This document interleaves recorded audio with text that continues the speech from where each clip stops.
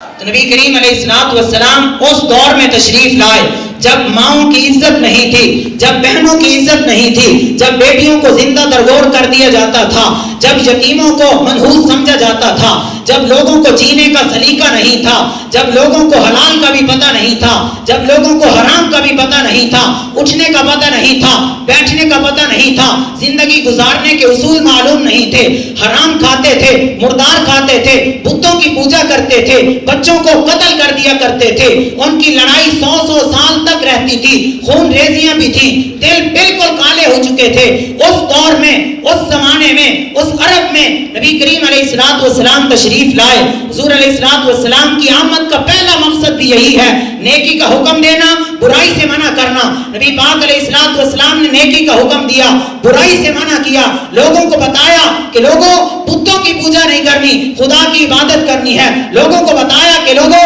حرام نہیں کھانا، حلال کے قریب قریب رہنا ہے، حلال کھانا ہے۔ لوگوں کو بتایا کہ ماں کے قدموں کے تلے جنت ہے، جو بیٹی کی اچھی تربیت کرے گا جنت میں میرے ساتھ یوں ہوگا جیسے دو انگلیاں آپس میں ملی ہوتی ہیں۔ لوگوں کو بتایا کہ بہنوں کی عزت کیسے کرنی ہے، لوگوں کو بتایا کہ ماں باپ کی عزت کیسے کرنی ہے، پھر ماں باپ کی زیارت پر حج عمرے کی ثواب کی بشارت دی، پھر بہن کی اچھی تربیت پر جنت کی بشارت دی، نیکی کا حکم دیا، برائی سے منع کیا، چاہے کہ لوگ پتھر بھی مارتے رہے، پھر صحن کعبہ میں اونٹ کی اوجری بھی ڈالتے رہے۔ حضور علیہ السلام نے نیکی کا حکم دیا، برائی سے منع کیا، پھر لوگ طائف کے بازار میں حضور کو لو لہان بھی کرتے نظر آئے، لیکن اللہ کے رسول نے یہ کام نہیں چھوڑا، اپنے آنے کا مقصد پورا کیا، نیکی کا حکم دیا، برائی سے منع کیا۔ لوگوں نے نبی پاک علیہ السلام کو جادوگر بھی کہا، لیکن اللہ کے رسول نے اپنا مقصد نہیں بھولا، اللہ کے رسول نے اپنا مقصد پورا کیا ہے، نیکی کا حکم دیا،